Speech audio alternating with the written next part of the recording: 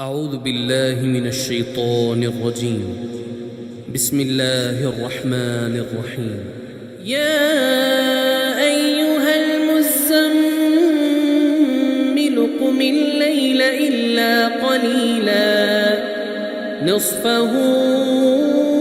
أو انقص منه قليلا أو زد عليه ورتل القرآن ترتيلا إنا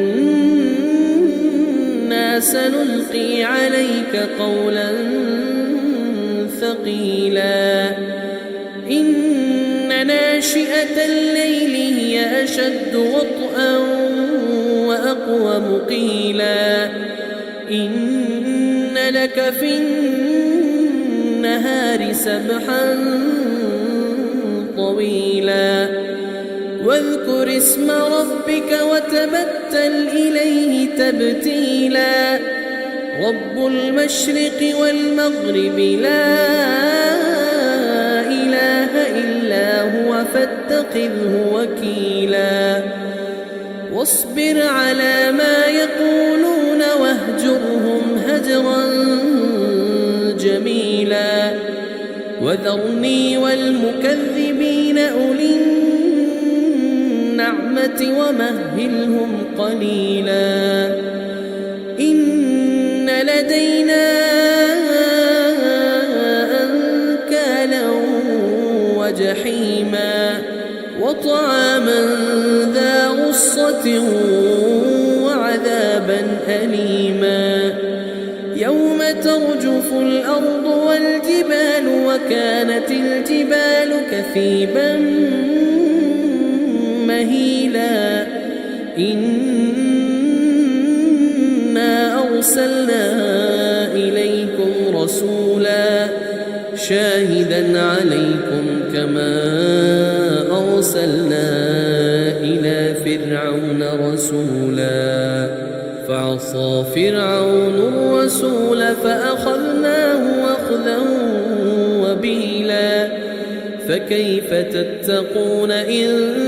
كفرتم يوما يجعل الولدان شيبا السماء منفطر به كان وعده مفعولا إن هذه تذكرة فمن شاء اتخذ إلى ربه سبيلا إن ربك يعلم أنك تقوم أدنى من ثلثي الليل ونصفه وثلثه وطائفة من الذين معك والله يقدر الليل والنهار علم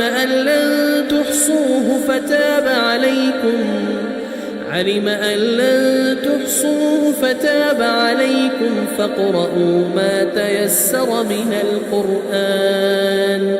علم أن سيكون منكم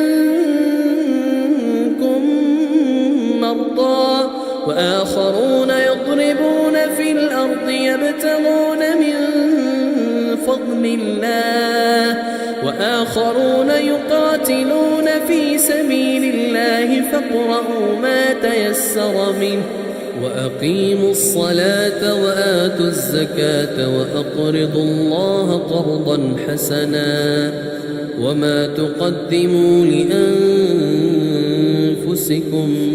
من خير تجدوه عند الله هو خيرا وأعظم أجرا واستغفروا الله